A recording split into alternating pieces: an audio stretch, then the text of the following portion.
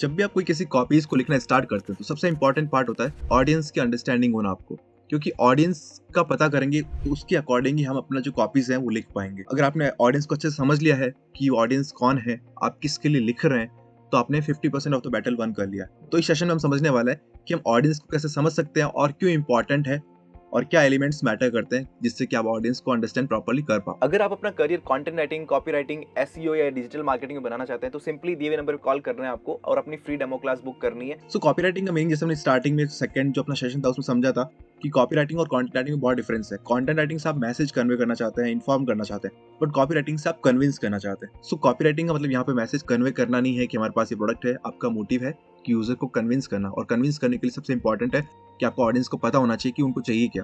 ठीक है, तो उनकी नीड्स, वांट्स, डिजायर्स, फीलिंग्स सब आइडिया होना चाहिए आपको कि क्या वो एक्सपेक्ट कर रहे हैं और उनके चैलेंजेस क्या है, पेन पॉइंट्स क्या है। तो सब चीजें इंपॉर्टेंट है कॉपीराइटिंग के अंदर। लैंग्वेज पता होना इंपॉर्टेंट क्यों है? क्योंकि काफी राइटर्स होते हैं क्या करते हैं कि कॉम्प्लेक्स वर्ड यूज कर लेते हैं जस्ट टू शो कि उनकी वोकेबुलरी बहुत अच्छी है। वोकेबुलरी अच्छी होना बहुत अच्छी चीज है, बट अगर आपने ऐसे कुछ वर्ड्स यूज करे जिसका मीनिंग ऑडियंस को पता ही नहीं है, तो आप जो अपना थॉट्स कम्युनिकेट करना चाहते थे वो हो नहीं पाएगा। देन क्लैरिटी ऑफ आइडियाज होना जरूरी है। ऐसा नहीं होना चाहिए कि ऑडियंस कंफ्यूज हो रही है कि ये चीज क्या है या फिर क्या मतलब है इस चीज का, या कुछ पॉइंट्स ऐसे आपने मेंशन करे जिसका मीनिंग क्लियर नहीं हो पा रहा, तो वो चीज नहीं होनी चाहिए। लैंग्वेज आपको थोड़ा, कम्युनिकेशन जो आपका है बहुत क्लियर होना चाहिए, टू द पॉइंट होना चाहिए और उनसे रिलेटेबल होना चाहिए कि ऑडियंस रिलेट कर पाए उस कंटेंट से आपके। देन उनको आपको नीड्स एंड वांट्स पता होनी चाहिए। ऑडियंस की नीड्स क्या है, वांट्स क्या है, क्योंकि हर ऑडियंस की अलग नीड्स होती है, वांट्स होती है। तो हमने कुछ एग्जांपल्स देखे हैं, जैसे कि teenagers care about looking cool, और जो पेरेंट्स होते हैं उनकी वेल बीइंग होती है किड्स की, उसके बारे में केयर करते हैं।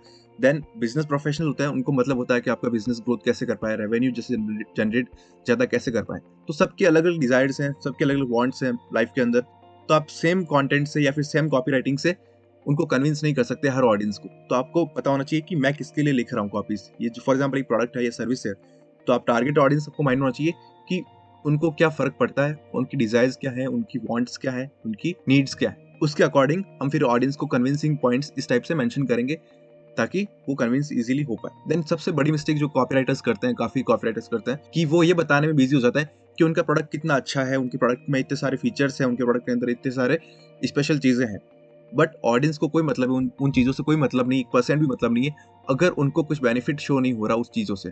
फॉर एग्जाम्पल आपने बता दिया कि ये 50 बेनिफिट्स हैं, तो 50 बेनिफिट से उनको क्या बेनिफिट है? फॉर एग्जाम्पल आपने एक पूरी लिस्ट बना दी कि ये देखो हमारे प्रोडक्ट के अंदर 50 फीचर्स है। अब 50 फीचर्स की फिक्र वो नहीं करता ऑडियंस जब तक उसको ये नहीं क्लियर हो उन 50 फीचर्स से मुझे बेनिफिट्स क्या है। ऑडियंस आपको बेनिफिट्स परचेज करने आती है, ना कि आपके फीचर्स को।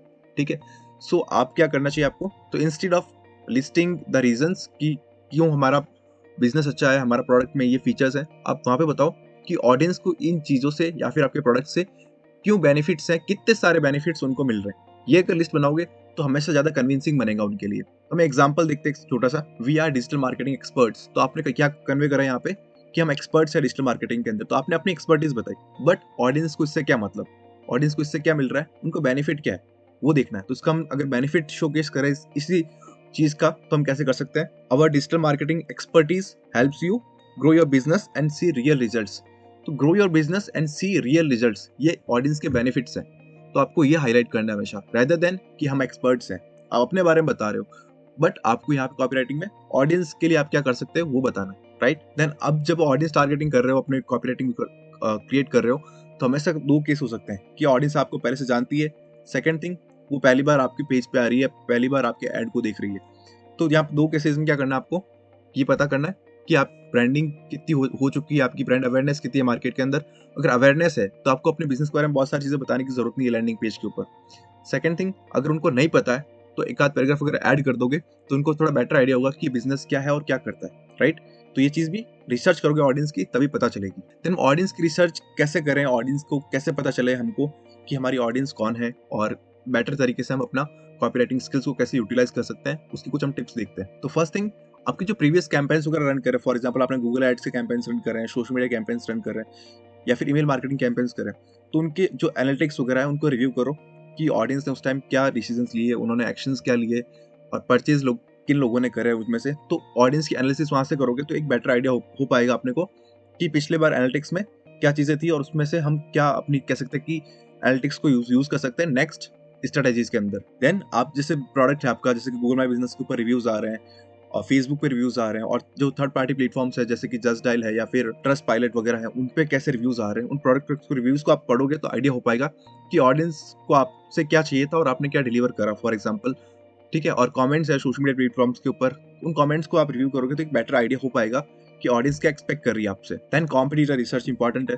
कॉम्पिटिटर रिसर्च से आपका कह सकते हैं कि बहुत काम आसान हो जाता है, क्योंकि आपके जो टॉप कॉम्पिटिटर्स है मार्केट के अंदर जो कि सबसे ज्यादा अर्न कर रहे हैं या फिर सबसे ज्यादा प्रॉफिट्स में रन कर रहे हैं, तो आप क्या कर सकते हैं, उनकी वेबसाइट्स के, उनके लैंडिंग पेजेस को एनालाइज करोगे तो बहुत सारा आइडियाज मिलेगा कि उन्होंने कैसे पिच करा अपने प्रोडक्ट्स को, अपने सर्विसेज को पिच कैसे करा है, और आप भी उस स्ट्रेटेजी को समझ सकते हो। एनालाइज करना है कि उन्होंने क्या करा है। अगर एनालाइज करेंगे तो हमको भी क्लैरिटी ऑफ आइडिया होगा कि हमारी ऑडियंस क्या एक्सपेक्ट कर रही है, राइट। तो कॉम्पिटिटर से आपका बहुत काम आसान होता है। देन जब आपको फर्स्ट टाइम कोई कैंपेन रन करो स्पेशली, तो क्या होता है कि आपको एक्सपेरिमेंट्स भी करने होते हैं। बहुत बार ऐसा होता है कि एड्स रन कर देते हैं स्टार्टिंग में और बजट भी काफी वेस्ट हो जाता है वहाँ पे और रिजल्ट्स नहीं आ पाते। उसका रीजन क्या होता है कि ऑडियंस की वहाँ पे प्रॉपर हमने टारगेटिंग नहीं करी। ठीक है, सेम चीज कॉपीराइटिंग में भी ये चीज हो जाती है बहुत बार। क्यों? क्योंकि आपको प्रॉपर आइडिया नहीं होता है, कोई अलग ही प्रोडक्ट जिसकी मार्केट में डिमांड अभी नहीं है या फिर उन लोगों को अवेयरनेस नहीं है। उस टाइम हो सकता है कि आपने जो कॉपीज अच्छी लिखी है बट ऑडियंस टारगेटिंग प्रॉपर नहीं हो पाई, आपने ऑडियंस को समझा नहीं। तो कुछ बार एक्सपेरिमेंट भी करना पड़ता है कि इस बार एक्सपेरिमेंट करते हैं, रिजल्ट्स देखते हैं, उनके ऊपर एनालिसिस करेंगे और उसके अकॉर्डिंग जो नेक्स्ट आपका कैंपेन होगा उस टाइम बेटर रिजल्ट्स के लिए प्रिपरेशन हो जाएगी, क्योंकि ऑडियंस की एनालिसिस आपके पास होगी। तो एक्सपेरिमेंट भी करना होता है। देन सर्विस सर्विस मतलब जिसने भी परचेज करा, आपका ऑडियंस जो जो भी प्रोडक्ट परचेज करे, पहले भी कर रखे हैं या फिर अभी न्यू कर रहे हैं, उनके सर्विस कर सकते हैं। उनको मेल भेज सकते हो, व्हाट्सएप में मार्केटिंग अगर करते हैं तो व्हाट्सएप पे रिव्यू वाला सर्वे का फॉर्म भेज सकते हैं। तो ये सर्वे करने से क्या होगा कि आपको बेटर आइडिया होगा कि ऑडियंस क्या एक्सपेक्ट कर रही है, उनकी एक्सपेक्टेशंस क्या है आपसे। उसके अकॉर्डिंग आप जो अपनी नेक्स्ट कॉपी राइटिंग की जो प्रोसेस है उसमें अच्छे से कॉपीज लिख सकते हैं। देन दो टाइप के बिजनेस हो जाते हैं, एक तो B2C business to consumer and second B2B जो बिजनेस टू बिजनेस पार्ट है। तो दोनों में कुछ चीजें इंपॉर्टेंट चीजें हैं जो मैटर करती है ऑडियंस के लिए, तो वो चीजें हम अगर पता करेंगे तो और इजी अपने लिए प्रोसेस हो सकती है ऑडियंस अंडरस्टैंडिंग वाली। तो फर्स्ट थिंग है एज। एज जो है ऑडियंस की, फॉर एग्जांपल हमने बात करी कि टीनेजर्स होते हैं, वर्किंग वुमेन्स होती है और वर्किंग प्रोफेशनल्स होते हैं। सबकी अलग अलग एज होती है और आपके प्रोडक्ट है वो हर एज के लिए अगर फिट करके आप लिखोगे ना तो अच्छे से कॉपीज लिख सकते हैं। तो आप थोड़ा एज को माइंड में रखो कि माइंड सेट क्या होता है, यूथ क्या सोचता है। थोड़ा अगर 40s में होते होते लोग तो उनके थोड़ा माइंड सेट अलग होता है। ठीक है, और ओल्ड एज वाले उनका माइंड सेट थोड़ा अलग होता है। तो एज बहुत इंपॉर्टेंट रोल प्ले करती है। तो एज को सोचना चाहिए कि आपकी ऑडियंस जो टारगेट ऑडियंस है उसकी एज क्या है। सेकंड चीज जेंडर पता होना। जेंडर क्योंकि मैन अलग चीज़ों को केयर करता है, वुमेन अलग चीज़ों को केयर करती है, तो अपने को आइडिया हो जाएगा इससे भी कि मुझे प्रोडक्ट में क्या चीज़ हाइलाइट करनी है, क्या चीज़ें शोकेस करनी है। देन ऑक्यूपेशन अगर आइडिया हो तो उसके अकॉर्डिंग हम पिच कर सकते हैं अपनी कंटेंट में जो है चीज़ें उसको। देन उनके इंटरेस्ट क्या है, वो किन किन चीज़ों में इंटरेस्टेड है चीज़ों के। ठीक है, for example social media platforms जो होते हैं उनके ऊपर इंटरेस्ट काफ़ी अच्छे से पता चल पाता है। फॉर एग्जाम्पल इंस्टाग्राम पोस्ट है, थोड़ा आइडिया मिल जाता है कि फॉर एग्जाम्पल किसी को पेट्स पसंद है कि नहीं है। ठीक है, सेकंड थिंग फेसबुक जो होती है वहाँ पर भी इंटरेस्ट के ऑप्शंस वगैरह होते हैं तो लोग ऐड भी करते हैं, तो वहाँ से थोड़ा आइडिया मिल जाता है। देन इनकम रेंज, क्योंकि इनकम रेंज कुछ ऐसे प्रोडक्ट्स होते हैं जो कि थोड़े for example high ticket products है, तो उनको हर कोई परचेज नहीं करेगा। तो आपको ये पता होना चाहिए कि मेरे इस प्रोडक्ट की ऑडियंस कौन है, मिडिल क्लास लोग हैं, पुअर लोग हैं, रिच लोग हैं, या फिर क्या रेंज वाले लोग हैं। तो इससे भी हम प्रोडक्ट को बेटर पिच कर पाएंगे। देन लाइफस्टाइल क्या है, वो क्या चीज़ अडॉप्ट करना चाहता है। फॉर एग्जाम्पल जो इन्फ्लुएंसर्स होते हैं या फिर जो मॉडल्स होते हैं उनकी लाइफस्टाइल अलग होती है, तो वो नए नए प्रोडक्ट्स ट्राई करते हैं या फिर ऐसे प्रोडक्ट्स ट्राई करते हैं जिससे कि वो बेटर अपना प्रेजेंटेशन कर पाए। और कुछ लोग इस बारे में केयर नहीं करते। फॉर एग्जाम्पल वेमेन होती है, उनमें भी कुछ लोग केयर करती है ज़्यादा और कुछ नहीं करती है। तो आपको पता होना चाहिए कि उनकी लाइफस्टाइल क्या है आपकी ऑडियंस की। देन लोकेशन टारगेटिंग, ये आपने एड्स में भी सुना होगा कि फॉर एग्जाम्पल एड्स रन करते हो तो आपको पता होता है कि मेरी ऑडियंस है वो कौन सी लोकेशन में ज़्यादा है। फॉर एग्जाम्पल अगर आप इन सिटीज़ के अंदर मेरी ऑडियंस ज़्यादा है तो लोकेशन टारगेटिंग उस अकॉर्डिंग करते हैं। प्लस फॉर एग्जाम्पल एक लोकल सिटी को टारगेट कर रहे हो तो उनकी ऑडियंस की जो बात करने का तरीका है वो अलग है। रीजनल लैंग्वेजेस होती है, वहाँ पर भी आप थोड़ा सा कॉपरेटिंग यूज कर सकते हो। फॉर एग्जाम्पल अगर किसी इस टाइप की सिटी को टारगेट कर रहे हो जिसमें रीजनल लैंग्वेज या टच से ऑडियंस के साथ ज्यादा रिलेट कर पा रहे हो, तो लोकेशन टारगेटिंग से भी आपको हेल्प मिल जाती है आपको ऑडियंस रिसर्च के अंदर। देन अगर B2B के लिए कर रहे हो तो कुछ और चीजें हैं जो कि मैटर करती है, इंपॉर्टेंट चीजें होती है, वो हमको पता होनी चाहिए। तो फर्स्ट इंडस्ट्री कौन सी है, उनका इंडस्ट्री क्या, ट्रेवल इंडस्ट्री है, एड टेक इंडस्ट्री है, सॉफ्टवेयर इंडस्ट्री है, मैन्युफैक्चरिंग इंडस्ट्री है। तो इंडस्ट्री कौन सी है आपकी ऑडियंस की। ठीक है, तो हमको पहले सबसे फर्स्ट थिंग इंपॉर्टेंट चीज पता होनी चाहिए। सेकंड कंपनी साइज, जैसे कंपनी साइज हो सकती है कि उनके ऊपर उनके पास जो कंपनी है आपकी टारगेट ऑडियंस जो बिजनेस है B2B में, हो सकता है उनके पास 10 जनों की टीम हो सकता है 50 लोगों की टीम हो सकता है कि MNC हो जहाँ पे 2000 लोगों की टीम हो उनके पास।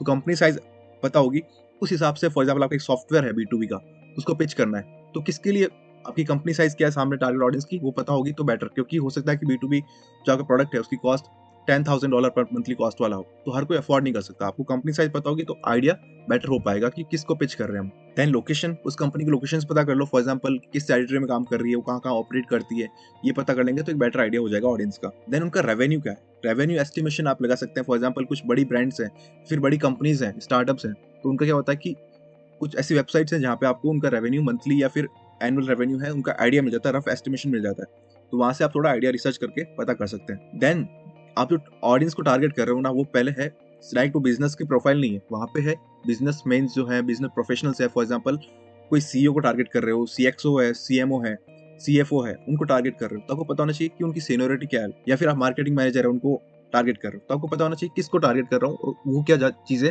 उस प्रोडक्ट में देख रहा है। फॉर एग्जाम्पल जो चीफ फाइनेंशियल ऑफिसर होता है उसको फाइनेंस से जुड़ी चीजें से ज्यादा इंटरेस्टेड है। अगर आपका फाइनेंस से जुड़ा सॉफ्टवेयर है या फिर प्रोडक्ट है B2B में, तो आप उसको टारगेट ज्यादा कर रहे हो रेदर देन कि ये कोई जो दूसरी मार्केटिंग डिपार्टमेंट का उस पर्सन को। अगर आप एसईओ का कोई टूल है, मार्केटिंग का कोई टूल है जो कि बिजनेस प्रोफेशनल्स के लिए है, तो उनको टारगेट कर रहे हो तो आप मार्केटिंग मैनेजर, सीएमओ वगैरह है उनको टारगेट करते हो। तो आपको पता होना चाहिए कि उस कंपनीज में भी कौन सा जो पर्सन है वो आपका टारगेट ऑडियंस है, राइट। तो ये कुछ टिप्स थी जिससे हम पता कर सकते हैं कि टारगेट ऑडियंस को हमें कैसे फाइंड करना है और इम्पॉर्टेंट क्यों है। सबसे इम्पॉर्टेंट चीज़ कि ऑडियंस पता होगी तभी हम राइट कॉपीज लिख पाएंगे। तो ये कुछ टिप्स हैं, इनको फॉलो करके हम राइट ऑडियंस को पता कर सकते हैं और अपनी कॉपी राइटिंग में उन चीज़ों को पिच कर सकते हैं। Thank you.